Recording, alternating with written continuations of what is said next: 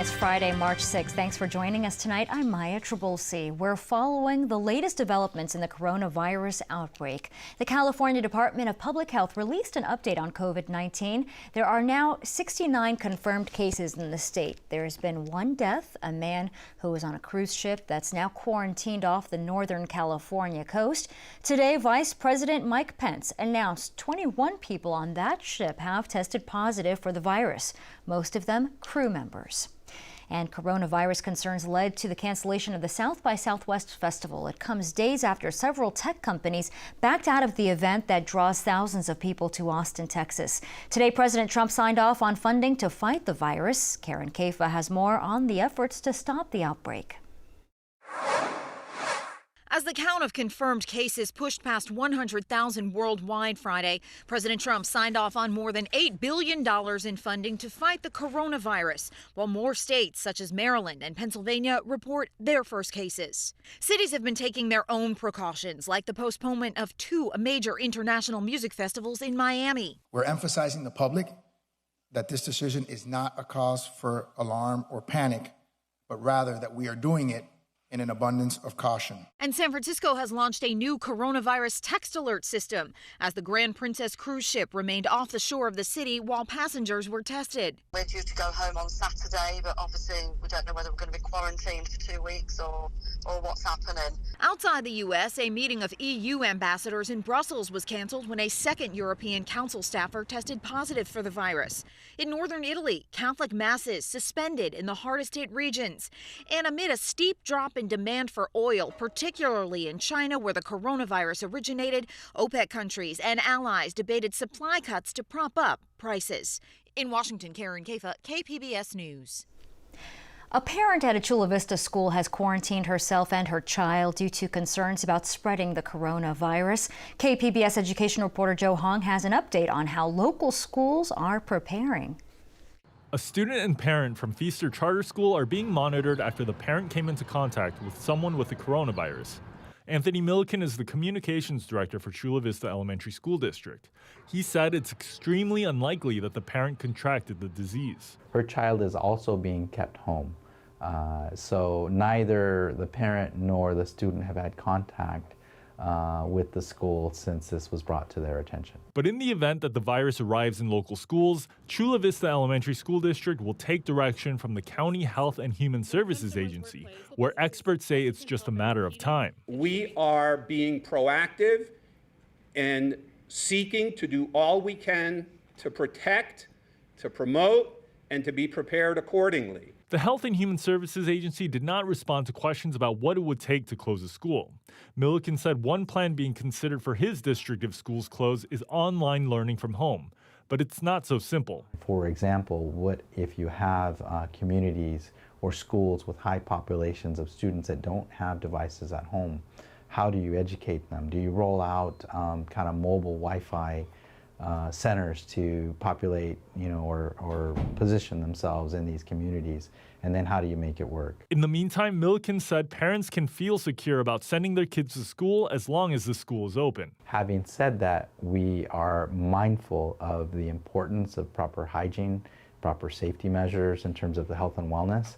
So again, we're balancing prevention strategies with health awareness, trying to minimize panic. Joe Hong, KPBS News.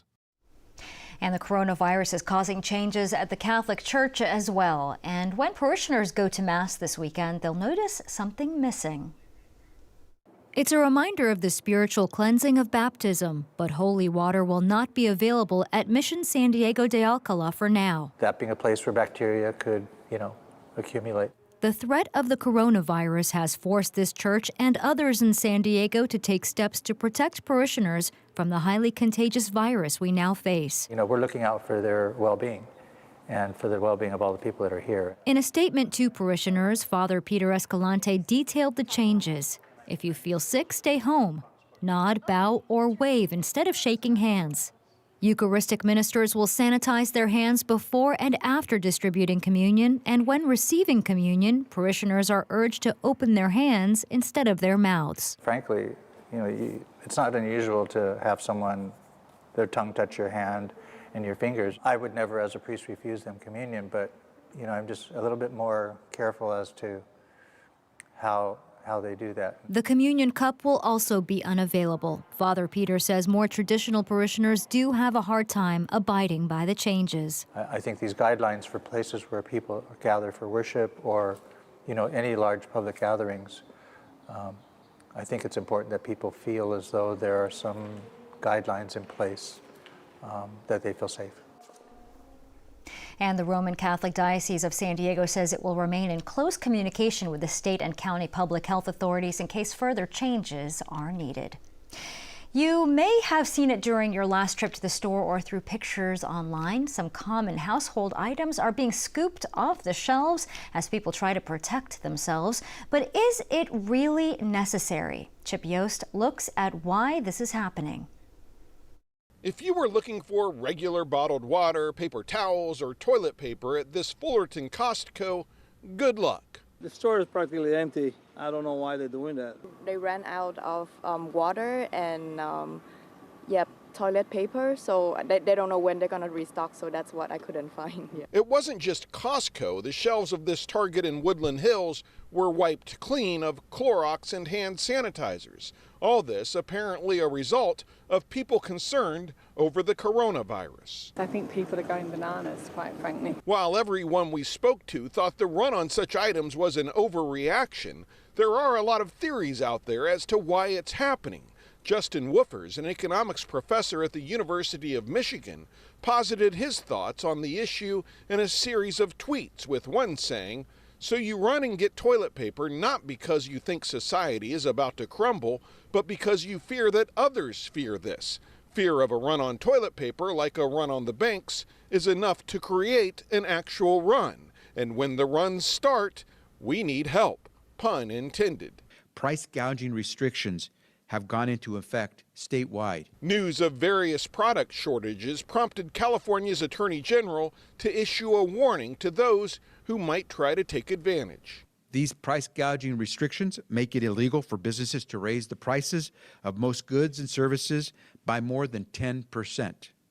Those goods and services include, but aren't limited to, emergency supplies, medicine and medical supplies, food and drink. And that was Chip Yost reporting. Those who find themselves quarantined are in for a major life disruption, including a break from work. One local lawmaker is trying to boost protections. San Diego Assemblywoman Lorena Gonzalez has introduced a bill for those quarantined during a public emergency. People would be allowed to use their sick days and be protected from employer retaliation. It also adds protections from those who have to stay home to take care of kids if schools are closed. The Department of Defense is sending 80 troops to San Diego to help support Customs and Border Protection along the border. Customs and Border Protection's asked for the help in response to a court decision which may allow thousands of asylum seekers sent back to Mexico to re-enter the United States in the coming weeks. Another reason for the troops, COVID-19 containment. In San Ysidro, border crossers haven't seen any stepped-up response to the spread of the coronavirus. Nothing really. Nothing. Everything stayed the same, really. They put up new signs, but they're mostly in Chinese or Mandarin. There are currently 10 people under observation for coronavirus in Baja California. Hundreds of students at nearly a dozen schools walked out of class today in protest of planned layoffs by the Sweetwater Union High School District.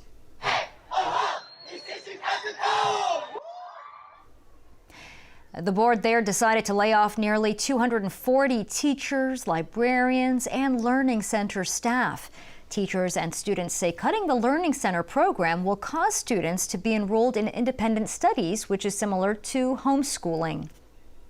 I felt it was important because a school like Southwest, where it's predominantly low income, predominantly Mexican, we are typically overlooked and not heard.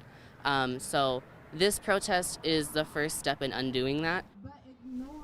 The district says layoffs are the last resort to fixing the $30 million debt, which is blamed on a decline in student enrollment and revenue. The state is auditing the district for potential money mismanagement. Many are calling for the superintendent, who took home $257,000, to take a pay cut.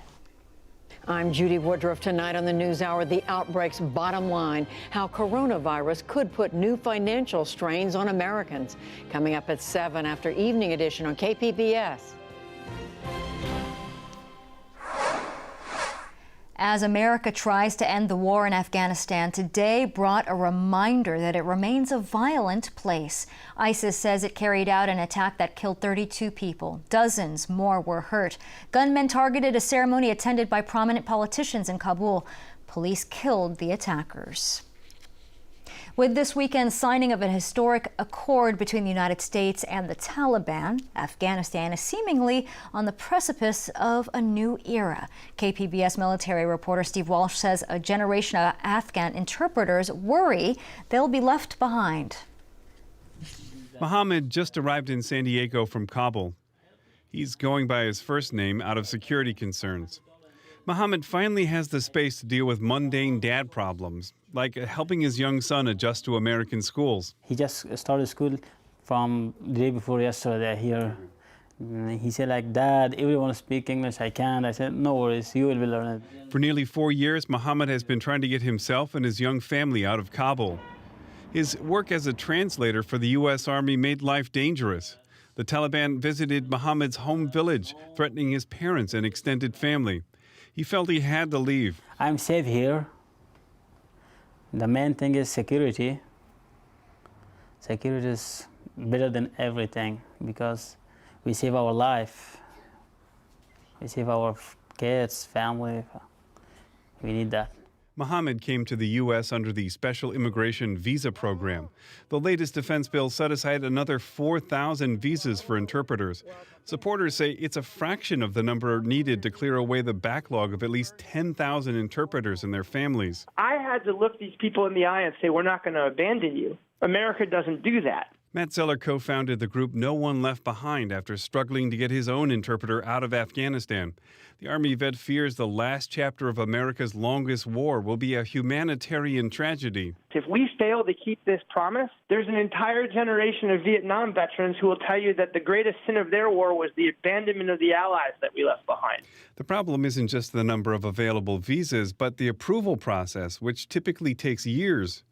Zeller says the process was often slow under previous administrations, but the backlog has ballooned in recent years. I think it's abhorrent that the Trump administration in particular has decided that these American patriots should receive such an extreme level of vetting that it essentially renders their ability to get into the country impossible. The law actually requires the vetting process to take only 9 months, but the backlog has continued to grow.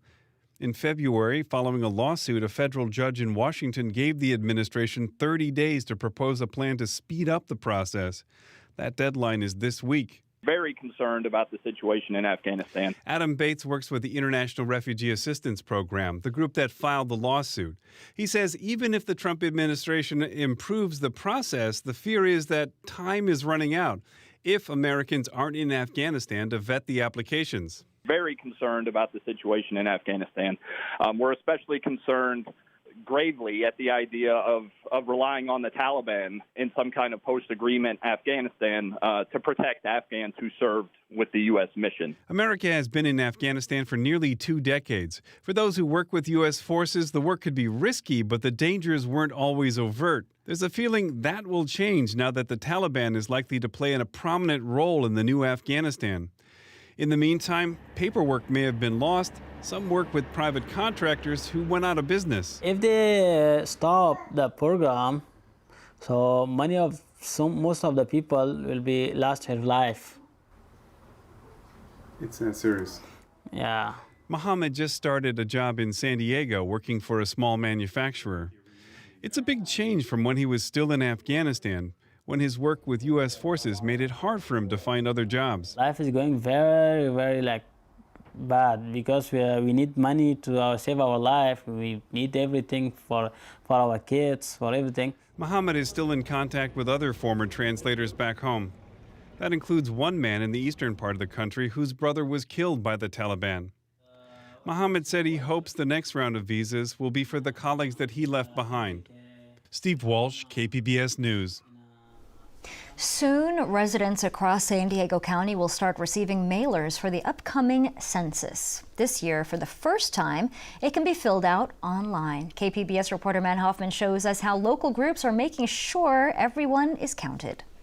We are community outreach workers, okay? A couple dozen people showed up this afternoon for census training at the Jackie Robinson Family YMCA. Alliance San Diego's been on the ground for the census since October. Vanessa Green with Alliance San Diego says so far her team has knocked on thousands of doors, trying to speak with hard-to-count people. Hard to count is the folks who generally don't participate in the census, folks who have been missed in the census. Green says she's noticed some trends so far. Right now, it's a lot of our immigrant and refugee folks are scared to take the census because even though you say it's confidential, they don't trust the government at this point. The Trump administration tried and failed to have a question asking if people were U.S. citizens included in this census. You go through all this detail and you're not allowed to ask whether or not somebody is a citizen. So you can ask other things, but you can't ask whether or not somebody's a citizen. So we are trying to do that. I think it's very important to find out if somebody's a citizen as opposed to an illegal. We've changed some folks' minds, and people trust us because this Alliance San Diego has been in this community for a while, working for folks who are usually on the fringes, who are marginalized. Billions of dollars in federal funding for hospitals, schools, and roads comes from census data. So we want to make sure that San Diego has one of the largest counts ever. Ever. Census happens every 10 years, y'all. It's historic. For the first time, people can take the 2020 census online. There will also be kiosks like this for people at local libraries and community centers. All this in an effort to count as many people as possible. If you're living and breathing on April 1st, you need to be counted. Children born on April 1st need to be counted. Your grandma, that lives with, if you live with your grandma or your grandma lives with you, both need to be counted. If you live with roommates, everyone needs to be counted. By mid-March, people should be getting census information in the mail. If you don't respond, expect workers to be knocking on your door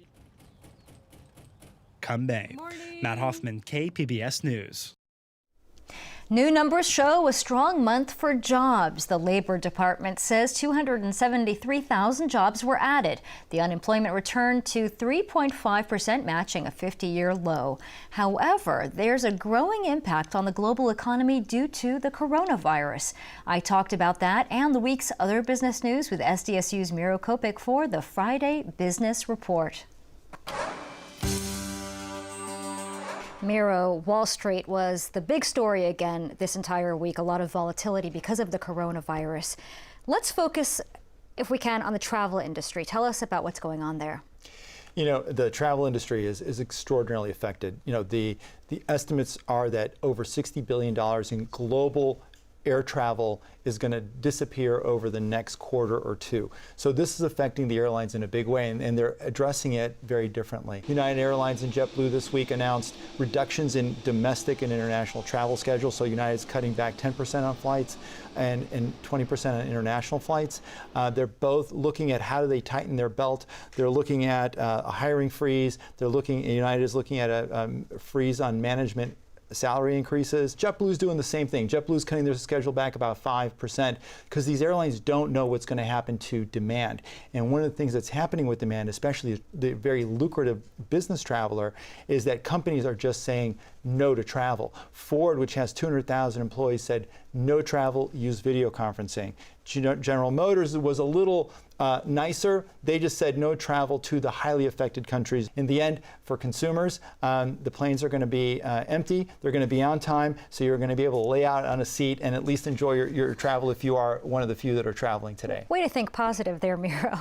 Now, so the Fed, they tried to stabilize the markets by cutting the benchmark interest rate, and that affects mortgages. What can you say to people who own homes and those who are looking to buy homes? Well, one of the positive side effects is that with the Fed reducing interest rates by half a point, also reduced the mortgage rate to the lowest since November of 2012, so just post-recession. The real value here is that on the refinancing or remodeling, 45 million consumers today that own their home have over $6.2 trillion in value that they can unlock from their homes and refinance at a real low rate to remodel or to refinance their mortgages. The one little interesting tidbit in this whole thing is that because of the rates, mortgage applications have increased 10% in the last week, which is huge. And they're foreseeing that to continue. Banks are needing to hire loan processors. We saw today in the jobs report, record jobs report, the unemployment rate reduced. So good for consumers, could be interesting for the industry. Again, another wait and see. So let's go back onto the local level. We'll talk about Measure C. We've talked about it so much, but now it appears to be just short of passing. What does this mean for San Diego and the convention center? This is the first time that we would have raised taxes, hotel taxes, since 1994. There have been 4 measures that have failed since then. Here's the issue. We have Comic-Con through 2024. Comic-Con was banking on this vote because when the renewal comes in a couple of years, the pressure for them to be in one location is going to be huge. So Los Angeles, Anaheim, and a number of cities we've held them off up to now on the promise that we may expand the convention center. That's an issue. The last thing is that while we wait for the votes to be counted, the Supreme Court a couple of years ago voted that, or said that, the state Supreme Court said citizen initiatives need a 50% threshold. That was kind of muddied when a Fresno Superior Court ruled that for a sales tax, which this is, needed 2/3. So our last recourse could be that the city and can go to court and see if we can change the rules. Mira Kopik from SDSU and Bottom Line Marketing, thank you so much for your insight, as always. Thanks, Maya. The primary is over, but what does it all mean for San Diego? Join us as we dive into the results of the primary election and look ahead to November. That's on the Roundtable tonight at 8:30. Our weather is changing. Cloudy skies and cooler temperatures are expected this weekend before rain arrives next week. Danji Aswad has our forecast. A dry and warm day we had across much of the Southwest. We are going to continue to notice some changes as we head through this weekend. A front will continue to approach portions of California, bringing rain into a place like San Francisco. We'll be getting the short end of that stick for our weekend forecast, but still can't rule out some wet weather potential. Dropping down to 53 tonight. Clouds will be rather thick across Oceanside into San Diego as well, with their overnight low at 59 degrees, mid-40s into Borrego Springs, and cloud cover into Mount Laguna with a low at 39. As we move into your Saturday, our front continues to press through the region. It will weaken. Ahead of it, warm air out to the Four Corners, and we'll start to notice a chance for some rain and drizzle here across Southern California. 1/10 of an inch to 2/10 of an inch possible for San Diego County, so nothing excessively heavy. We are looking at clouds, more clouds than sun for tomorrow's forecast into Borrego Springs with a high of 77, 49 in Mount Laguna, and topping off the mid-60s here in San Diego and Oceanside. And Sunday comes along, it's cooler and quiet as our disturbance rolls further to the east. However, that's short-lived because as we head into your Monday and midweek, our next disturbance will be coming out of the north further to the south, and this will continue to usher in rain and even the chance for some high elevation mountain snow.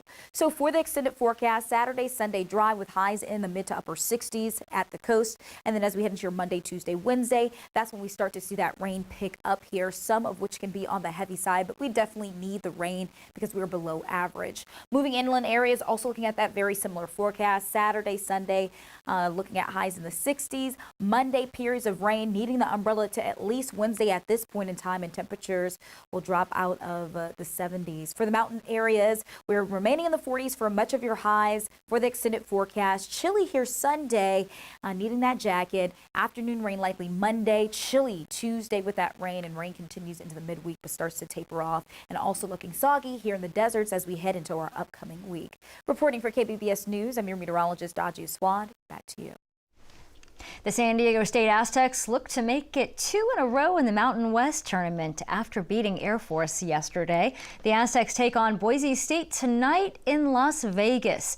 SDSU remains ranked number 5 in the nation. A win tonight would give them a record of 30-1 this season. After 2 years of work, Derby United holds the grand opening of its headquarters in Encanto. KPBS arts and culture reporter Beth Accomando checked out the outdoor dual rink facility that officially opens to the public tomorrow. Last December, when I visited Derby United headquarters, it was just a muddy field. This is really amazing. It's been a really long road from that day when we were standing in the mud, looking at them digging out the cement footings in the area where the flat track was going to be that day and the big track was going to be that day. So right now, this physical facility looks exactly like what we planned, but in 3D, but in real life, like, feels really terrific. Yeah, dirt to Derby, literally. Kelly Garner is public relations manager for Derby United. So we have this beautiful mural on the other side of this locker right now that actually has our logo, and people can see it from the 94 freeway. So we have numerous people that are like, wait, what's going on over there? General Manager Nilly Goldfarb wants to entice people to visit Derby United's new home and put on some skates to see what happens. We teach you how to skate, we teach you how to stop, fall, and what ends up happening is you come to some practices and you start kind of getting included in this community, and it feels awesome. The roller derby is just the vehicle to get that level of empowerment and inclusion. I'm hoping that we'll see a lot of the community out here getting on skates with us and just having a good time being a part of what we do. The grand opening is this Saturday from 2 to 5 p.m. with Derby United skaters holding an exhibition bout to show people who they are and what they do. Beth Accomando, KPBS News. And here's a recap of tonight's top story. The California Department of Public Health says there are now 69 confirmed cases of COVID-19 in the state. There's been one death, a man who was on a cruise ship that's now quarantined off the Northern California coast. Today, Vice President Mike Pence announced 21 people on that ship have tested positive for the virus, most of them crew members. You can find tonight's stories on our website, kpbs.org/evening edition. Thanks for joining us. Have a great evening.